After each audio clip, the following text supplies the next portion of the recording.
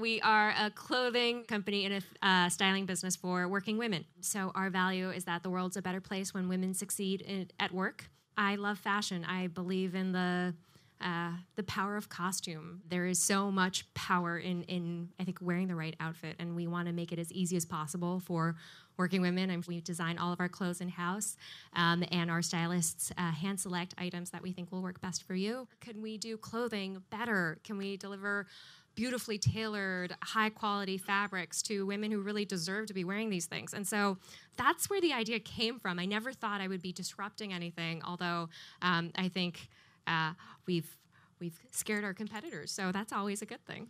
So where did you turn for counsel? So you're in a dark moment and you're trying to figure out your lease, your financing, a fundraise, inventory distribution, a legal matter. Where'd you turn? I just can't emphasize enough the importance of having followers. You can't all be founders. Followers are actually incredibly important in any company.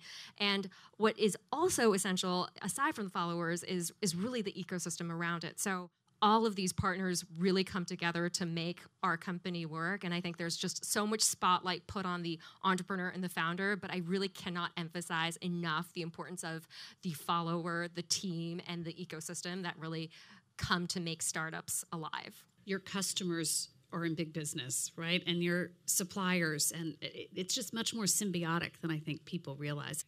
Sarah, you certainly spoke about how in the beginning, you had this very limited customer base, and how are you going to reach out and expand it? And I think that's one of the challenges that many startups and new businesses face, and wondering if you have some tips that you could share. Sure. I think I had the real distinct advantage of knowing exactly who my customer was. And so when I say exactly, I'm not just saying, oh, she's a woman who likes clothes, which when I meet a lot of entrepreneurs in fashion trying to start their own businesses, they're so fixated on their product and their idea that I think they don't actually know exactly who their customer is. And that is one clear advantage I had, because I was like, well, she works at these law firms, she works at these consulting firms, she works at these banks, she works at these hospitals. And I could really target my marketing. Marketing makes it sound really fancy. What I mean is I could find somebody who worked at that company, and there would be word of mouth. There would be water cooler conversations. And so I think we were able to grow much faster because we didn't have to go through other intermediaries. We didn't have to take out big ads or advertise to actually reach these customers, because we knew exactly where they were.